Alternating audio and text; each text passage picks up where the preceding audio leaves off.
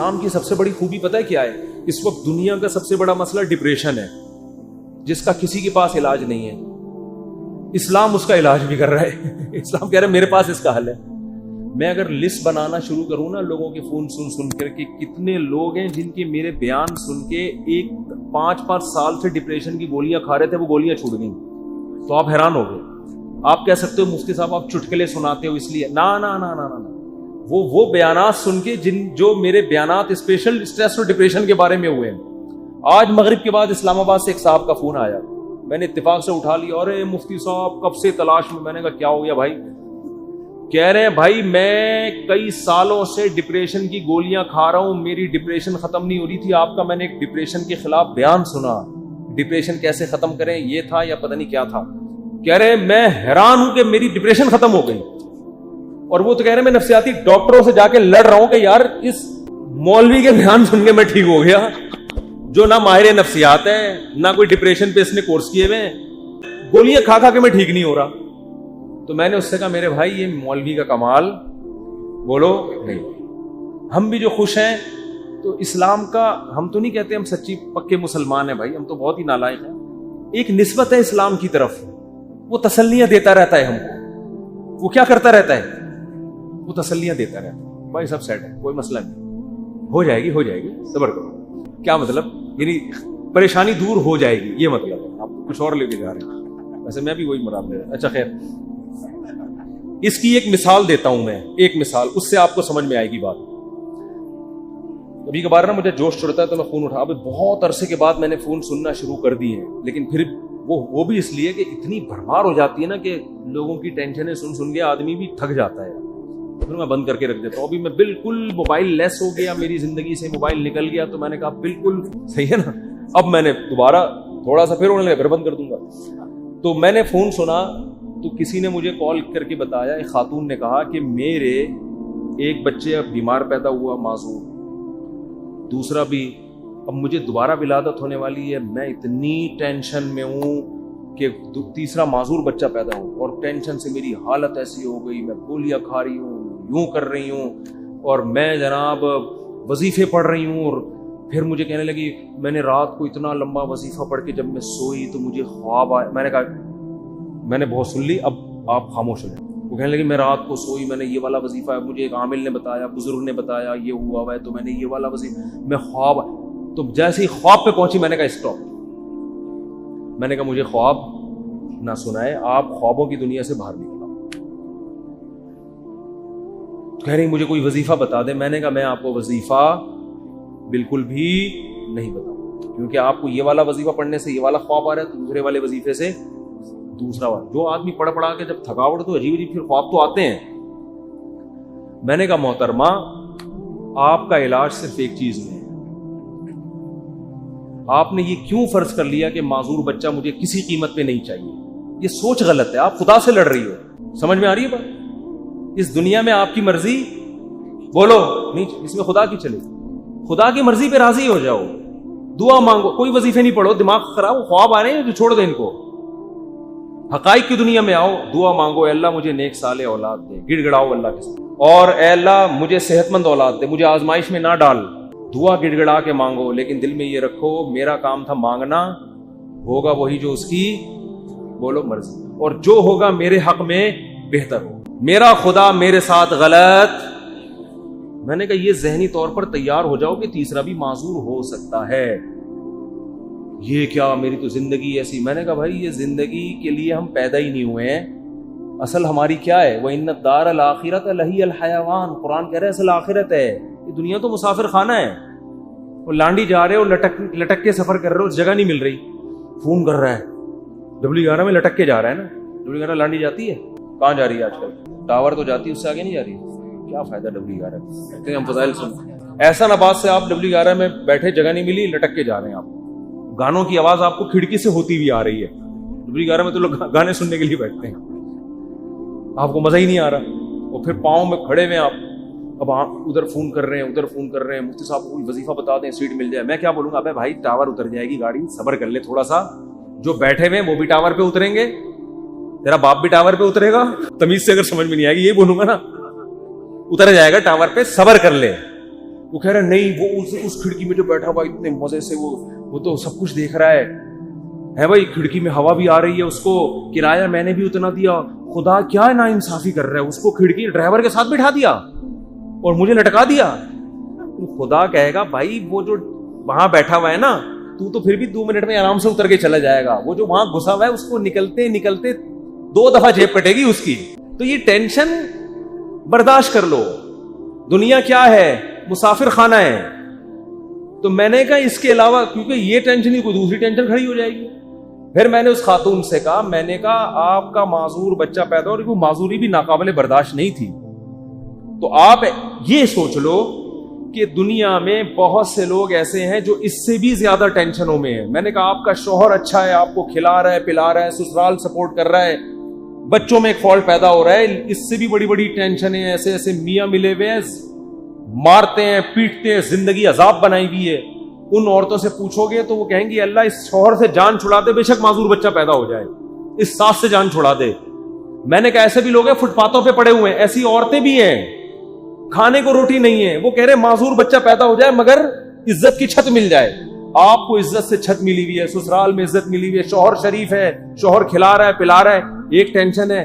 اور یہ ٹینشن بھی اللہ کیا کہہ رہا ہے, میں نے ان کو حدیث سنائی, من سخط فلہ الرضا, نبی نے فرمایا جب اللہ کسی مشکل میں ڈالے فلہ السخط, تو جو اللہ سے ناراض ہو گیا نا اللہ بھی اس سے ناراض, اور جو اللہ سے راضی رہا اللہ بھی اس سے راضی رہے گا, اللہ کی رضا ملے گی. بھائی ایک صحابیہ نبی کی خدمت میں آئی, عرض کیا یا رسول اللہ مجھے دورہ پڑتا ہے, کوئی مرگی کا یا کوئی آصف کا دورہ تھا کیا تھا, میں جسم کے کپڑے پھاڑ دیتی ہوں, بالکل ایسے ہو جاتی ہوں اور میری طبیعت بہت خراب ہو جاتی ہے, آپ اللہ سے دعا کریں میری یہ بیماری ٹھیک ہو جائے. تو نبی نے کیا فرمایا, فرمایا ٹھیک ہے میں اللہ سے دعا کروں گا تمہاری بیماری ٹھیک ہو جائے گی, لیکن پھر جنت کی گارنٹی نہیں, پھر جنت کی گارنٹی نہیں ہے. عمل ہے, اچھا عمل ہوا تو جنت, میزان کا ترازو بھاری ہو گیا, نہیں ہوا تو کیا جہنم. لیکن اگر تم اس بیماری پہ صبر کرو اور اس اللہ کی تقدیر پہ راضی ہو جاؤ, جنت کی گارنٹی. کیونکہ اس صبر پہ جو تمہیں اجر ملے گا نا وہ اتنا بھاری ہوگا کہ اگر زندگی میں کچھ گناہ ہوئے بھی تو یہ نیکی ان گناہوں کو کیا کرے گی, کھا جائے, پھر جنت کی گارنٹی ہے. ان صحابی نے عرض کیا یا رسول اللہ جنت کی گارنٹی چاہیے, بے شک یہ بیماری ختم نہ ہو. بات آ رہی ہے سمجھ؟ اب اس خاتون کو ڈپریشن کیا ہو گئی, یعنی جو صحابیاں تھیں ان کو ڈپریشن ختم, بس اس بیماری کو گزارا کرنا, اسی میں گزارا کرنا ہے, اسی میں گزارا. اور جب انسان صبر کی ٹھان لیتا ہے تو قرآن کہتا ہے کہ اللہ کی طرف سے تسلیاں ملتی ہیں, تھپکیاں ملتی رہتی ہیں, اللہ بھی اس کا ہاتھ تھامتے ہیں. جیسے قرآن میں آتا ہے وَرَبَطْنَا عَلَىٰ قَلْبِهَا لولا الربطنا, کیا ہے, ان کادت لتبدی بھی لولا الربطنا علی قلبها. حضرت موسیٰ کی ماں نے جب اپنے بچے کو, بس یہ آخری بات کر کے بیان ختم کرتا ہوں, اپنے بچے کو صندوق میں ڈالا نا اللہ کے حکم پہ, تو قرآن کہہ رہا ہے موسیٰ کی ماں کا دل صبر سے کیا ہو گیا, خالی. لیکن اللہ کا حکم تھا اس کو صندوق میں ڈالو. اب ماں کیسے ڈالے بھائی اپنے ہاتھ سے, اور وہ بھی دریا کے حوالے. اور قرآن کہہ رہا ہے وہ صندوق گیا کہاں, فرعون کے گھر میں. موسیٰ علیہ السلام کی ماں کو اطلاع دے دی ان کی بیٹی نے, تو فرعون نے اٹھا لیا. قرآن کہہ رہا ہے کیونکہ اب اللہ کے حکم پر سب کچھ ہو رہا ہے, قرآن کہہ رہا ہے ہم نے موسیٰ کے ماں کا دل کو تھام لیا, رسیوں سے باندھ دیا, جو لفظی ترجمہ ہوگا باندھ دیا کہ یہ بے صبری نہ ہو جائے. ان کادت لتبدی بھی لولا الربطنا علی قلبها. قرآن کہتا ہے موسیٰ کی ماں ایسی بے صبری ہوئی کہ قریب تھا کہ جا کے فرعون کو بتا دیتی کہ میرا بچہ ہے مجھے دے واپس, جذبات میں آ جاتی. لیکن قرآن کہہ رہا ہے ہم نے موسیٰ کی ماں کے دل کو تھام لیا. کیوں؟ اللہ کے حکم پر عمل کیا نا, تو کچھ موسیٰ کی ماں نے کیا, جو نہیں ہو پا رہا تھا وہ کس نے کر دیا, اللہ نے. تو آپ مشکلات میں جب صبر کی کوشش کرو گے, جتنی کوشش آپ کر سکتے ہو کرو, باقی کون ہمت دے دے گا, اللہ. ہم سب کو اللہ سے دعا مانگنی چاہیے, اللہ مشکلات سے بچا, ہم صبر کرنے والے لوگ نہیں ہیں, ہم تو نالائق ہیں. ہم اللہ سے خوشیاں مانگتے ہیں, عافیت مانگتے ہیں, لیکن اللہ نہ کرے کوئی مشکل آ گئی, واویلا نہیں کرنا بھائی, یہی اسی میں بہتری ہے, اسی میں فائدہ ہوگا. تو میں نے اس خاتون سے کہا کہ اللہ کہتا ہے کہ اس ٹینشن میں صبر کرو تو کیا ہوگا, اللہ راضی ہو جائے, اس کا بہت اجر دے گا. میں نے کہا آپ کل بوڑھی ہو کے آپ نے مر جانا ہے, اگر آپ کے 3 بچے بالکل صحت مند پیدا ہوتے ہیں بھائی, تو کیا مرنے کے بعد یہ قبر میں ساتھ جائیں گے؟ قبر میں بچہ نہیں جائے گا. معذور بچوں پہ جو آپ نے صبر کیا, یہ صبر کہاں جائے گا؟ قبر میں ساتھ جائے گا. صحت مند بچے ہوں, صبر کا موقع نہیں مل رہا, تو بچے تھوڑی جائیں گے قبر میں ساتھ. لیکن معذور بچے ہوں, آپ نے صبر کیا, تو وہ صبر قبر میں آپ کے ساتھ جائے گا. تو پھر انہوں نے ایک اور سوال کیا جو میں آپ لوگوں کو بتانا چاہتا ہوں. انہوں نے کہا لوگ مجھے کہتے ہیں کہ تم کوئی منحوس ہو, معاذ اللہ, نحوست ہے تمہارے اندر, کوئی گناہ ہوا ہے جس کی سزا تمہیں مل رہی ہے, معذور بچے پیدا ہو رہے ہیں. یہ لوگ بڑے تانے دیتے ہیں نا, بچے نہیں ہو رہے تو اس سے کوئی گناہ ہوا ہے, کوئی بیمار ہو گیا, فالج ہو گیا. دیکھا, ہم تو کہتے تھے بندہ ہی ٹھیک نہیں ہے. میں نے ان سے کہا, میں نے کہا یہ بات لوگوں کی غلط ہے, اس کو نہ سنیں. ہاں توبہ استغفار تو ہر ایک کو کرنا چاہیے اپنا, اگر کوئی گناہ ہوا ہے تو اللہ سے توبہ کرے, معاف ہو جائے گا وہ.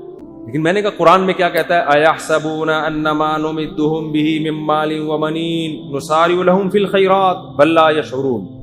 نبی کے مقابلے میں جو بڑے بڑے کفار سردار تھے نا, جو نبی کی ایک نہیں مانتے تھے, ان کو قرآن نے کہا کہ کیا یہ سمجھتے ہیں کہ ہم نے جو ان کو مال اور کثرت سے صحت مند بیٹے دیے تو کیا ہم ان سے خوش ہیں؟ فرمایا نا نا نا, ہم اس سے خوش نہیں ہیں.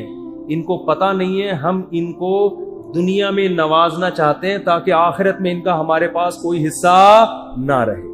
اور نبی کو وہ تانا دیتے تھے کہ تم, آپ کا بیٹا نہیں ہے بھائی, نبی کو تانا دیتے تھے آپ کا بیٹا نہیں ہے کوئی, اور خود 10 11 بیٹے لے کے گھومتے تھے. میں نے کہا اگر یہ بیٹے کثرت سے ہونا اور صحت مند ہونا اس کی دلیل ہے کہ اللہ خوش ہے, اس کا مطلب اللہ ابو جہل سے بہت زیادہ خوش تھا.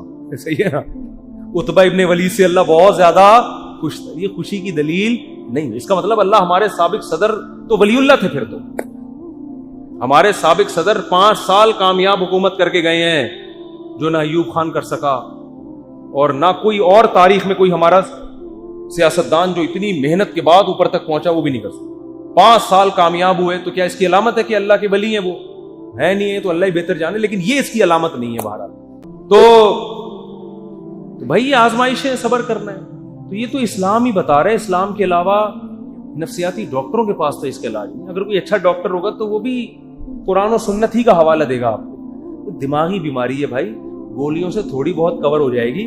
بچھڑا ہوئے محبوب کا غم گولیوں سے ہلکا ہو جائے گا. ہلکا ایک آدمی کی شادی نہیں ہوئی جہاں وہ چاہ رہا تھا, وہ بھاگ گئی, ڈاکٹر ٹینشن کی گولیاں دے کے سلا دے گا. وہ جب اٹھے گا تھوڑے دن تک سیٹ رہے گا, اس کے بعد پھر یاد آئے گی.